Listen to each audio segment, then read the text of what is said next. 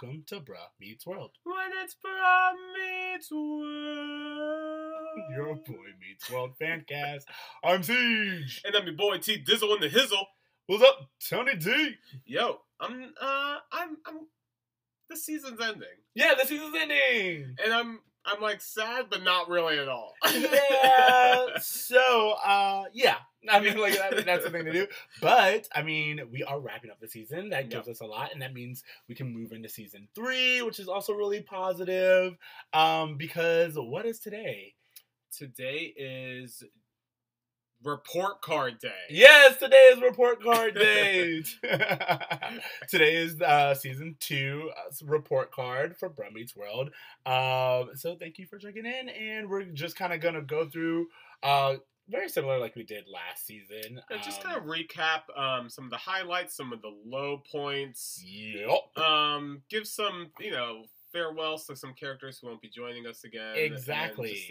Just really. And this season's a little bit different because we have not only our input, but we have your input. We were able to see the things that you guys liked and what you didn't like. And Sure. let's get into that discussion. Are you ready? Yeah, I'm ready. Let's jump in. So, like, as always, I think we should start this off with the honor roll. Okay. Our superlatives. Our superlatives. Yeah, exactly. And exactly the best of this season. Okay. Started off on a high note. So, the best episode for us according to the grades we gave. According to the grades we gave. Because Okay. that's a very good point. As you guys know, each episode we give a grade, a letter grade. And the results are in. And our best episode, the highest rated episode of this season was episode 30, Wake Up Little Corey. And honestly, that's the best episode of the season. Yeah, right? Yeah, like it's the most, we got the most meat on the bone with that episode to talk about. It was just the most entertaining, the most well written. I wasn't surprised at all to see that. What is the most important advice you have for teenagers about sex? Be careful with that valuable equipment. The thing about Wake Up Little Corey is, I think it ingrained itself in all of our minds because it was a story about consent and a story about sexuality without actually being about, or at least without being explicit. You know what I mean? Yeah. Like, it talked about sex in a way that is very relevant to middle schoolers and reputation and very relevant to now. Like, yeah. I think that's the most 2018, or I guess we're in 2019 now, but just the most relevant of all of the episodes this season as far as what ages and what's relevant to us as a woke news. As a woke people. Yeah, exactly. We wake it up. I guess you could say we wake up Little Corey. Oh, I see how you did that. Okay. Actually, that was a terrible joke. Do not encourage it. Right. Just, I'm yes-ending, guys. I like it a lot. Yeah, was there anything else about that episode in particular that really stood out to you? No, I just really admire how Corey was able to just kind of own up to his misgrievances to Topanga. A public apology, a sincere public apology.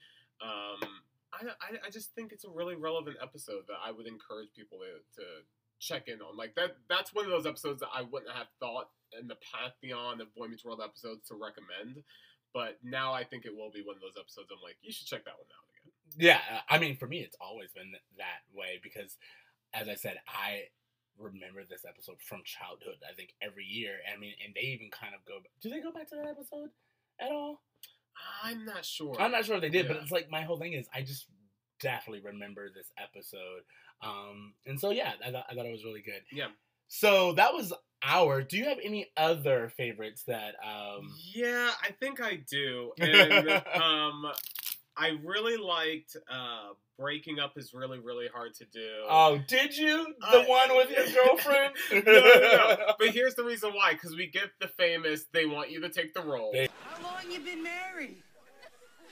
Who? What? They want you to take the role.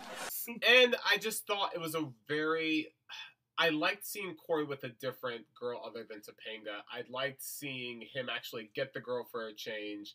I don't know. I was just an episode I remember watching and I remember enjoying talking about.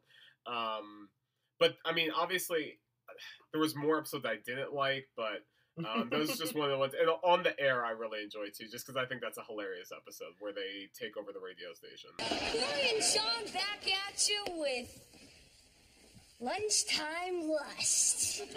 Let's meet our next contestant. You are. My name is Jasmine Fontana.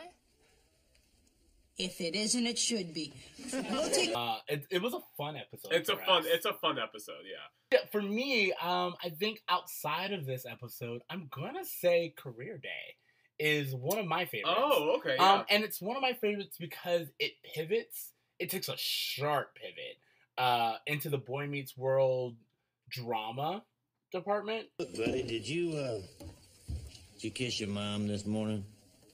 Uh-huh. Good, because it's gonna have to last you for a while. What do you mean? Your mother, she took off. And it does it so well. It does it in the Boy Meets World way that we're familiar with. And we get Chet. Which is such a great introduction. Honestly, like, because we're going to be losing characters every season. Yes. I think even more than you have written down there. Actually, only one more. Yeah.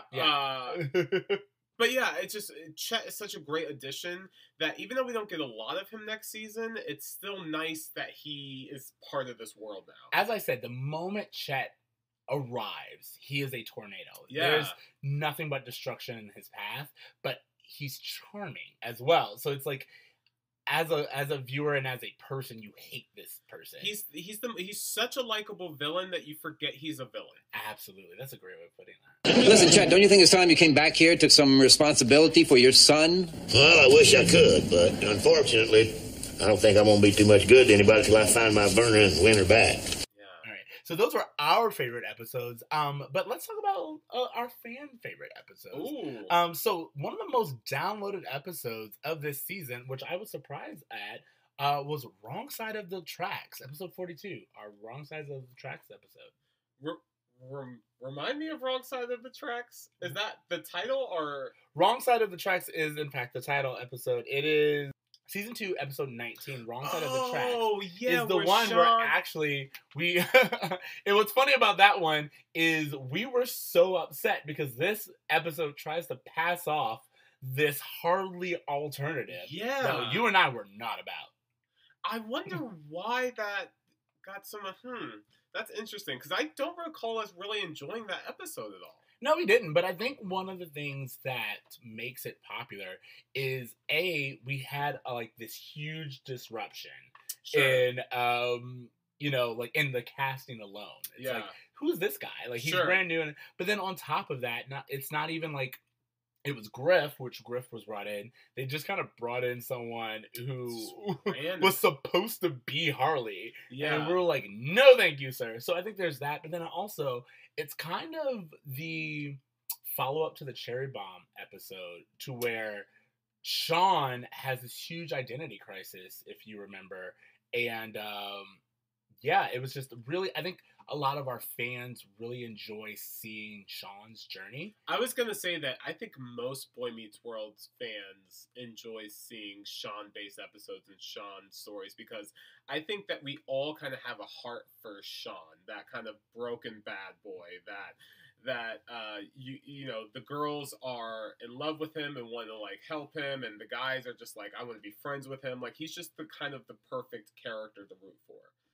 Completely agree. And it's actually, when I was thinking about it, it's really good that the show is called Boy Meets World because even though Corey's kind of our centerpiece, I would say that Sean, especially this season, has gotten a lot meatier storylines. Like we're watching Sean as his side character, but in a lot of ways, this was Sean's season. Yeah, and I think that the reason why the Boy Meets World is there, and they kind of take away, like as the season goes on, from that cartoon image of Corey against the world, is because Sean, Eric, and Corey all kind of take turns being that boy at some point. And they really do a great job of rotating that. But even you could say, Alan learns things and Feeny learns things, and I don't know that the boy, like, as we go throughout the season, the boy stops becoming so singular to Corey and to everyone that's around him. I agree. I think so. What's interesting to me is, or at least my argument for this is that we get a lot more of Sean's backstory this season. Oh, totally. You know what I mean? Like, we find out about his family. We find out about where he lives. We visit all of these places. We meet his, like, uncles. You know what I mean? Yeah. Like, it's like we see a lot more Sean in this season than we had seen before. Uncle Mike, this guy's my teacher. You hurt him. I hurt you. Even Turner. Like, Oh, yeah, Turner's yeah. brought in kind of as, like, this mentor for Corey in the first episode. Yeah, But by the end of the season, he's all about Sean. sure. Exactly. You know what I mean? Like, him and Sean have this dynamic. It's almost like you could say that the first season is Corey's season. Yes. The second season is Sean's. I would say that the third season is, third and fourth season, Eric Topanga. And it's like, as we go through, we're kind of taking time with each character a little bit more. And we're starting to see things from different people's worldviews a little bit more. And as that happens, the cast starts to expand. And we start to get more side characters brought in. So Sean gets two parents, Topanga's parents get involved, it's just, it's interesting how, the world really grows as, when you're kids, when you're sixth graders, your world really is just your family at home. And then as you grow and go through high school and college, your world expands in that same way. Boy Meets World hitting it out the damn park again. Absolutely. So, that will brings us to our favorite character. Who is your favorite character of the season? My favorite character of the season? I kind of want to say Turner. Ah, you took mine. I'm so angry. Yeah. I'm not going to disagree. Just because he was this character that really came in and found his place amongst the existing cast. Way better than, like, Harley, way better than some of the other side characters.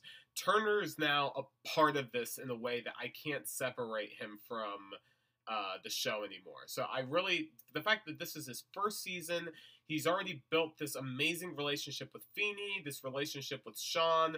I just feel that he was the biggest disruptor to this world, and he's found a great niche. Well, yeah, I mean, he brought in a lot. He has a good back and forth with everyone he meets. It's like Sure. There's no one who Turner interacts with that he's not. It's kind of like, I don't know how to say this, but he's the cool. Yeah. He's honestly the Fonzie kind of. He's the Fonzie of teachers. Yeah, I'm just saying. Like, honestly, think about it. Because, like, you brought in this Harley-type character who was supposed to be, like, the cool one, but Turner's the one who actually has all of those things. He's funny. Yeah. He has a good back and forth with everyone. Even when Amy meets him.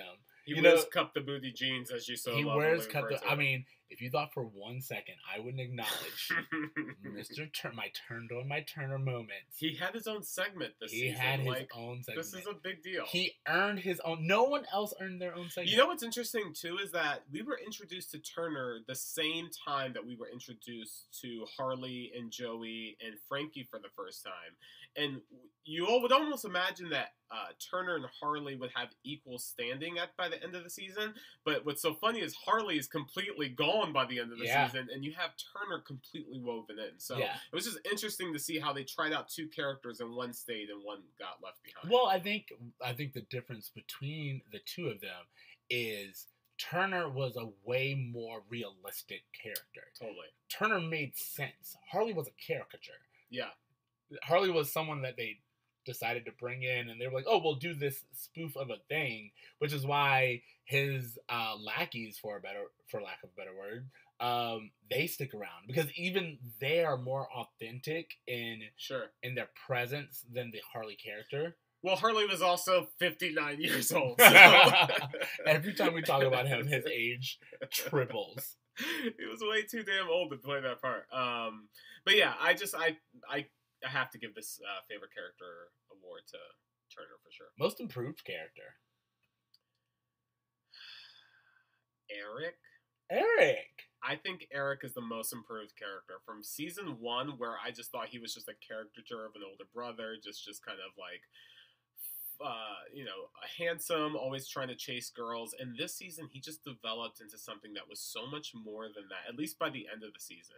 Yeah. And you just saw him, even though he's kind of crazy, at least he has goals now. At least he has purpose now. He's really obsessed with trying to do well in school, and I feel like that's something that's worth rooting for versus him going out on a date with a different girl. It's also, I was going to say, it's funny because we also kind of pivoted from this girl crazy storyline that Eric was, and ever since he started having trouble in school that we were aware of, that's kind of been his storyline. Yeah. It's been like him trying to study. It's been him trying to balance everything. I mean, like, girls are still in the picture, but you're right. Eric got a little bit more, and I think it helped by having his friend Jason. 100%. But like, yeah, it gives Eric a lot more depth. Yeah.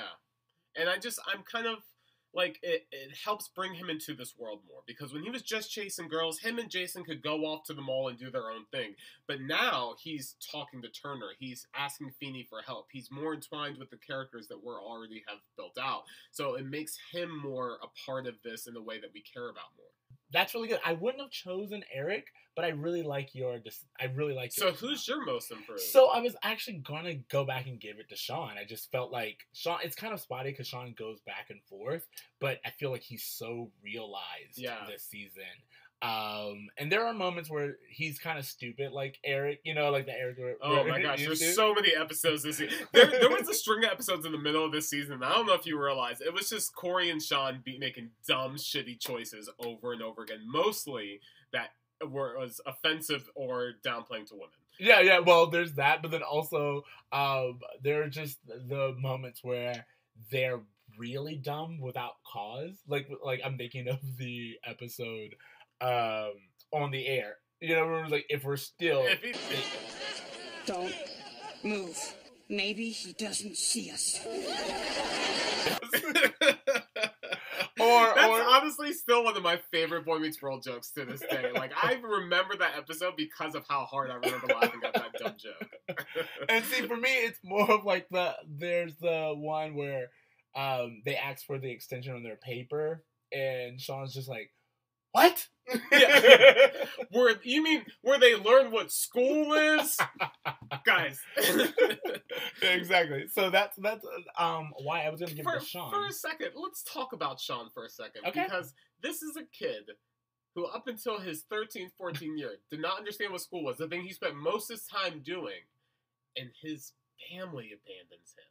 Like, that's the kid who doesn't comprehend what's happening around him on a basic level is the one who's losing, like, his only, like, strand of normalcy. Exactly, which is why I think, it makes sense. Like, the way that they took Sean's character, I kind of make it's kind of upsetting because it does, like, lean into this stereotype. It's like they needed to make him poor and damaged and all this other stuff. But I will not deny that a lot of their decisions make sense when you take a step back. I mean, like, this kid, again, he goes to school kind of to socialize, and Corey's his best friend, and Corey, again, is like, has everything really going for him, but can't see that, and so he's always worried about his identity. And then you have Sean, who comes in, and he's like, he's just happy and content with the normalcy that Corey has. And then one by one, they remove these little blocks, and you kind of see why Sean is the way Sean is. And especially by the end of the season, you're like, man, this dude has lost a lot. So it makes sense that, like, even Turner is kind of like this one adult that he feels that he can rely on, but also not have this pressure. I mean, because, like, when he stays with the Matthews, that's the whole thing. It's like, you're my friend's parents. Yeah. You know? Thanks for covering for me. Corey's folks would have freaked if I showed up with that cop. Oh, like this? Would they have yelled at you like this? Yeah, that's pretty good. Would they have told you how stupid you are for being out so late? Okay, I get your point. No, I don't think you do. Fine, then I'll just get out of your way. I thought you were cooler than that. No, I'm not cool at all. In fact, I get real old-fashioned when I see somebody that I care about being brought home by cops. Now on to detention. Detention, I love this because we'll discuss our worst episode and least favorite episode. Yeah. Can we also discuss our least favorite character? Absolutely. As well? Okay, yeah. This is just where all the shitty parts of the season. Yeah, exactly. Absolutely. And I'm really excited to get into this because I have some strong opinions. Oh, do you? That's so funny. So per our grading system, our lowest scored episode, it's actually really funny, and I thought it was hilarious that it was the one right before our best episode. So episode 30 was our best. Episode 29 was our lowest graded episode, and the one we hated the absolute most. Yeah, I mean...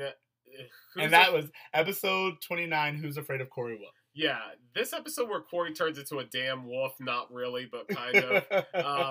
I remember being so upset before we even had to watch it that I had to watch it, because I remembered as a kid not liking it. Yeah. And while I was... I mean, I think our whole discussion was like, they could have done this 20 different ways and it would have been better. Yes, that was our discussion. Our discussion was that we kept being like, why didn't you take a second look at the script? Yeah, it could have been fixed so easily. But I remember taking nothing away from that episode, but thinking it was a ginormous waste of a Halloween episode.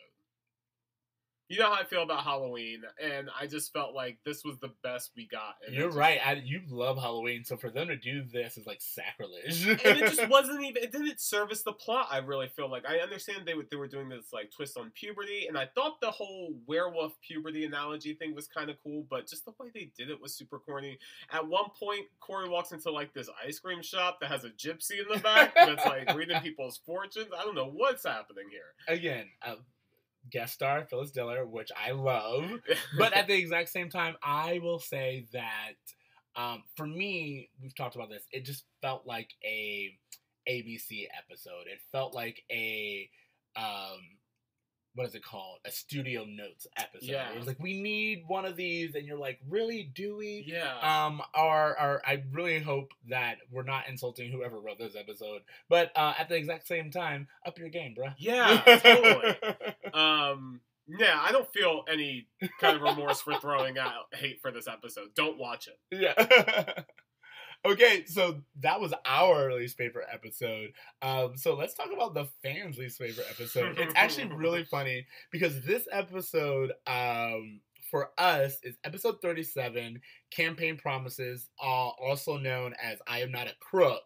But what I thought was interesting about this is it is our least listened to episode, the lowest rated episode that we have of this season. But I think that has a lot more to do with the atmosphere at the time. Well, it's our Brett Kavanaugh episode. It's our Brett Kavanaugh episode. And yeah, we had a lot of strong feelings then, and yeah. We're still the same. Sorry, not sorry, guys. Yeah, no, what I'm saying is that I feel that it has nothing to do with, because I felt like we had a lot of great points in it. I think everyone was just done. You know what I mean? Like yeah, at that time, he had already gone past, and it was like, it was not a good time, and everyone was just kind of done with the story. You know what I mean? Totally. But I will say that the episode itself, if you go back and just watch the episode, is an episode worth watching, I think, for the purposes of this podcast. To just kind of see how politics influenced this group of 7th graders in 1994 and how politics is influencing us now. Sean, I want to win too.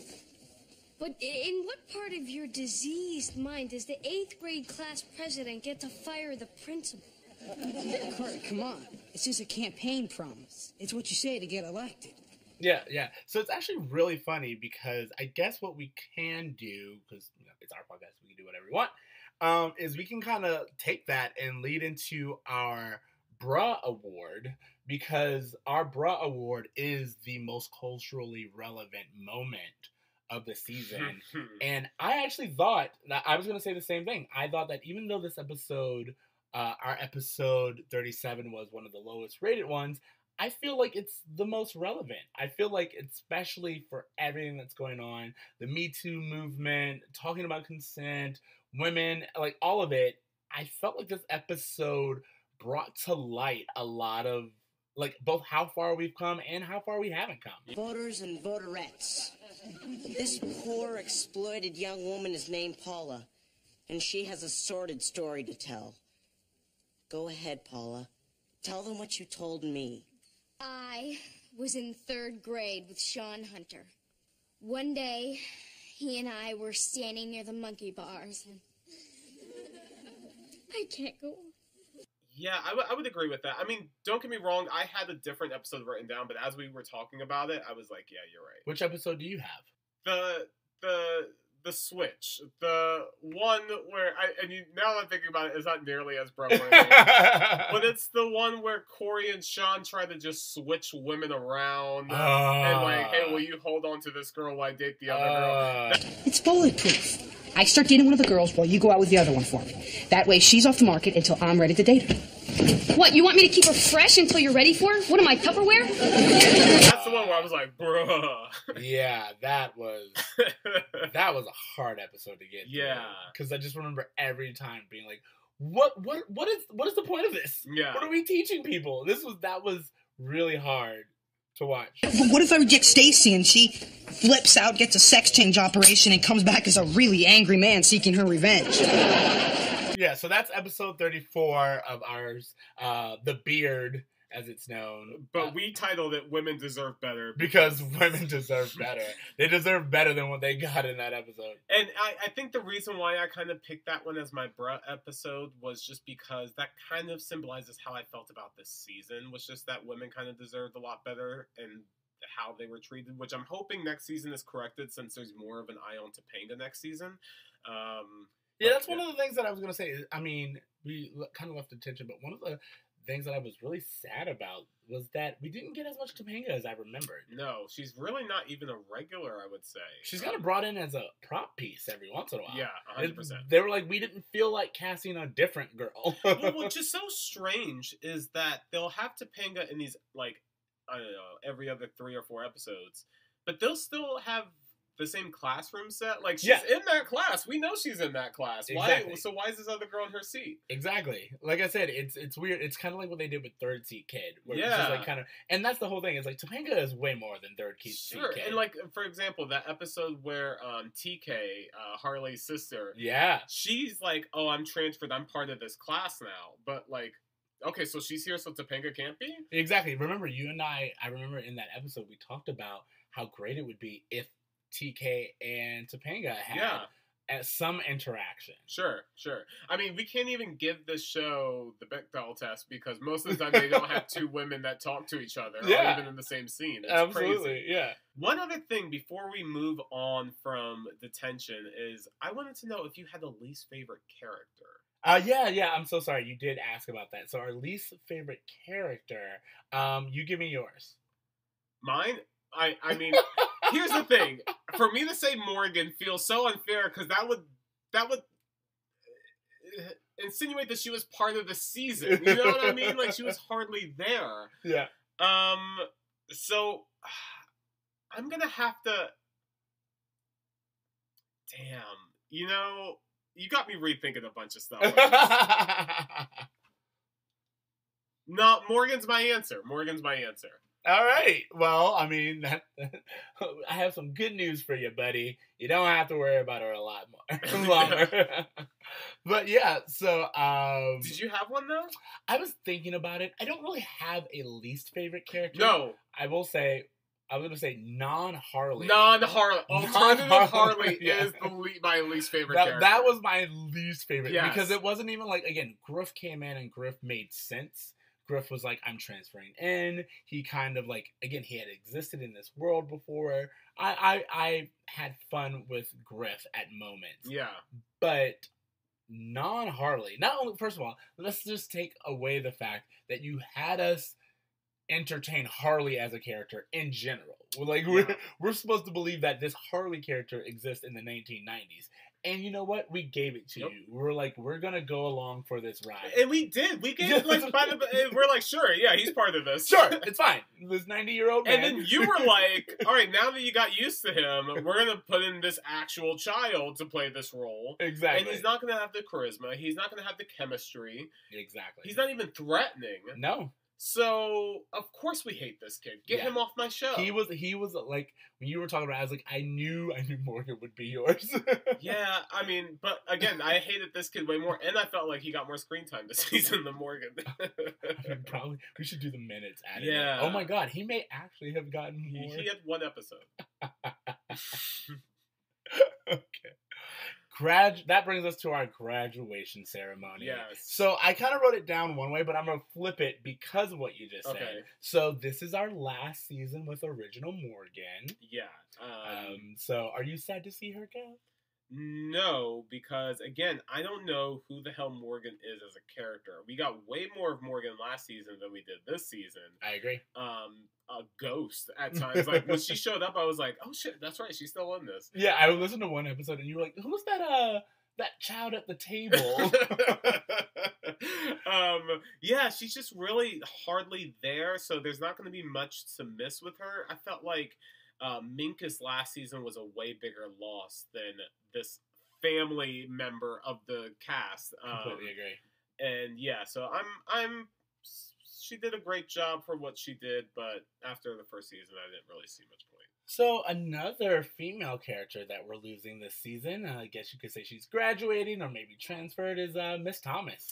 Yeah, Kat. She is leaving, mostly because Jonathan chose Sean over her. I mean, so I ain't mad at you, girl. Yeah, I thought she did a fine job for what they did. She never had a plot point that I was like, oh, I'm really interested in this until that Sean episode, that last one.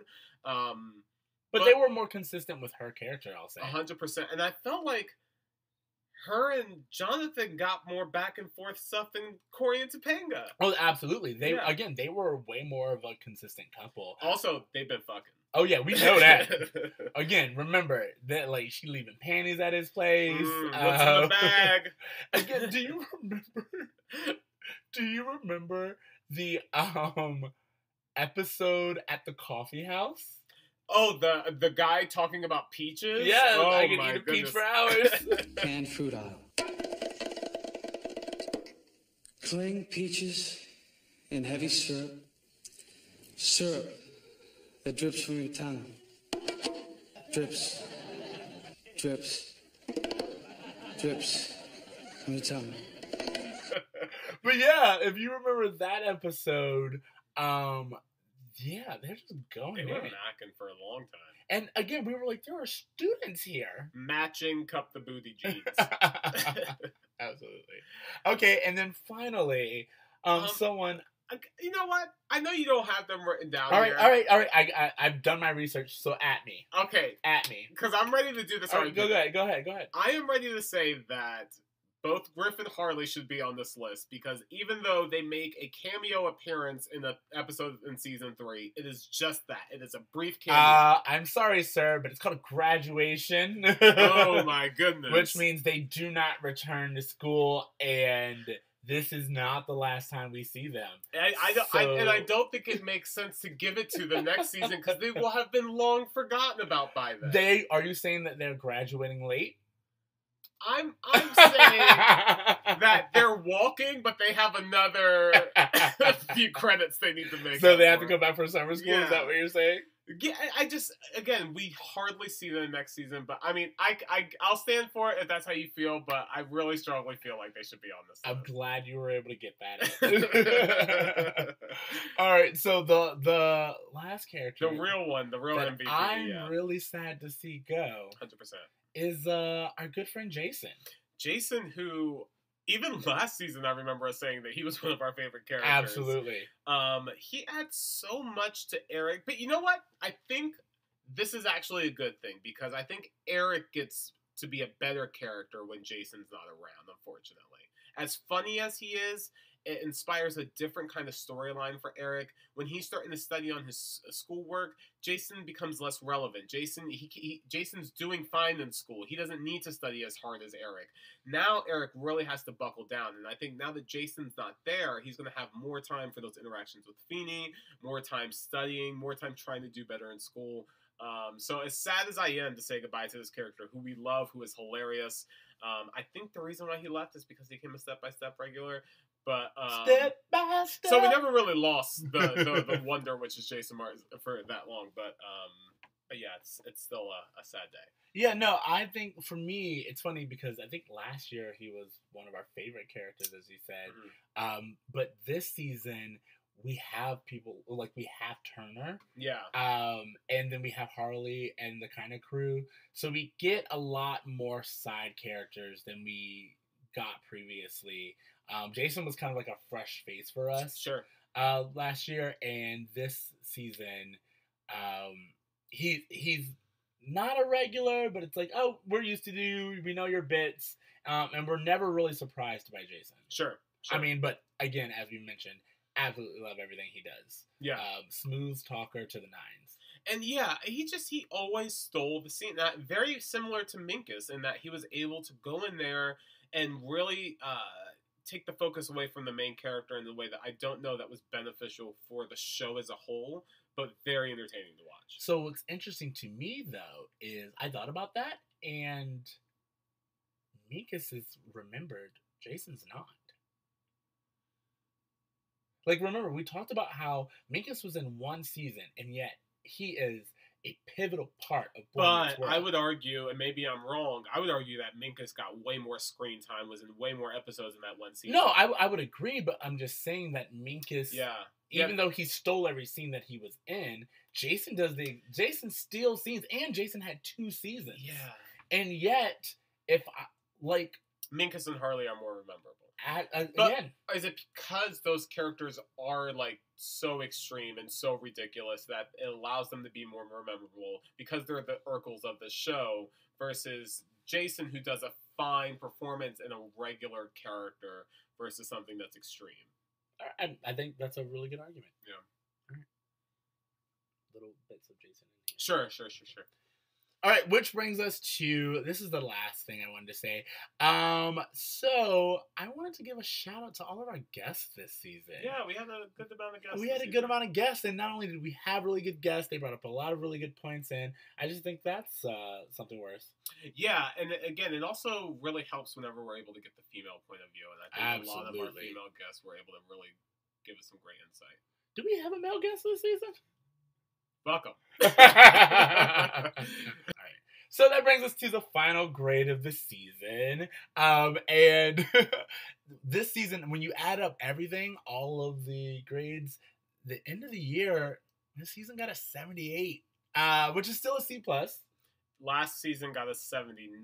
Exactly. I incorrectly, because I went back and listened to that episode, I incorrectly assumed that this season would get a higher rating because I was like, I remember as a child enjoying season 2 much more, but honestly, there were so many episodes that got knocked down because, like, wow, they're treating women like shit in episode after episode. So there was episodes where I'm like, I enjoyed this episode, but I can't get behind whatever lesson they're trying to throw out. So because of that, I have to, like, grade this down. Yeah. And because of the point of view I have now in 2018 that I didn't have when I was originally watching it, or just in this pre-woke America, I assumed I would enjoy the season a lot more than I did, but I feel this grade is correct. No. What I took away from it is I'm re-listening to everything. It was interesting to me because I feel like last season, even though we were kind of like bored with it and it wasn't the Boy Meets World we were used to, it was still a little bit more consistent. Yes. This season, it'd be like, great episode, worst. I mean, like, literally, we had the worst episode right before we had one of the best episodes. And then, like, we would just do random things. There was a wrestling match where an adult fought a child. You're taking too long. Give Daddy a tag.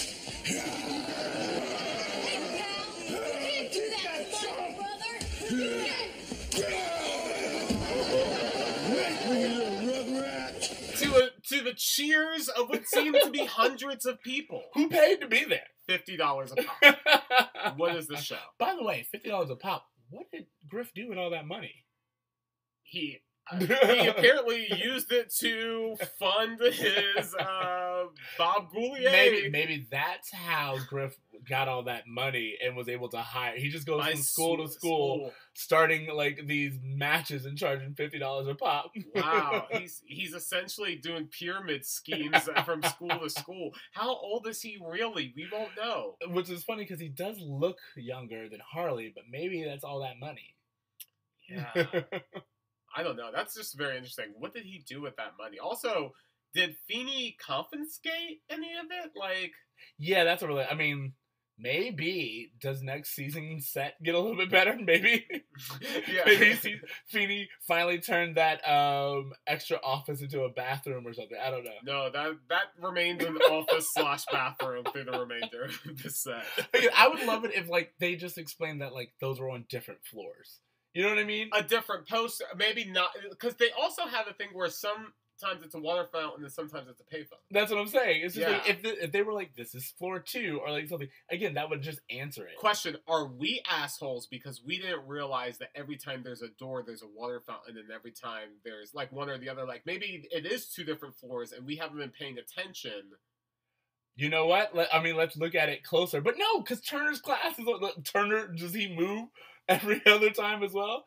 Turner's class is always Turner's? Is it never Feeney's? You know what? I mean, fan theories, we are putting this out for you guys. Yeah. Look and see if we can put a fan theory out there that there are 2 different floors that look the exact same. Where one floor has a payphone and a bathroom and the other has a water fountain and an office. Yep.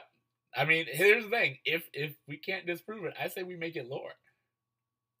Guys, we have to crack this case. Okay, do you have anything else to say about this season? No, like I said, I didn't enjoy it as much as I thought I was going to. I really love where we are with Sean. I really love where things are going with Eric. I want to see more Topanga. I felt that Corey was kind of an asshole at some points this season. I mean, but he's a teenager, and most dudes are dicks. Yeah, exactly. I really loved what happened with Jonathan. I loved seeing less of Alan. I want to see more of Amy. I want to see Feeney and Eric kind of have more of a bond. Gonna miss Jason, and yeah, I mean that's pretty much where I'm at. I mean, I agree with everything you said. If I could, I would have more shirtless Turner scenes. Okay. But I will always be appreciative of the shirtless Turner scenes that I received. Well, now that Sean is living with Turner, who knows what you might see in season 3 is all I'm saying. He's getting a black friend, so that's something to be excited about. Yeah, we do get some color next year. Get a little bit of color. Topanga's getting fleshed out more. You know how I know? She gets a friend played by... Trini, who is played by, of Brittany course, Murphy. Brittany Murphy. Oh, I love her. Just so, a lot more Corey and Topanga relationship-y stuff, getting more serious, just... A lot more to look forward to. A lot more to look forward to. So on that note, we will end up this episode and this season with thanks to you guys for listening. Remember, you can find us on Apple Podcasts, Spotify, iTunes, Stitcher. Make sure you leave us a rating and that you follow us on Twitter, Facebook, Instagram, all of the things. We really appreciate it, you guys following us through this season. Tonathy. Oh, yeah, you can find me at BraverMe, at .braver.me, on Instagram. You can find me on Twitter at Extra Siege, that's XTRACEEJ. And, you know what else you guys can do? Remember to dream, try, and do good. Do good. Later, bros! Later, bro!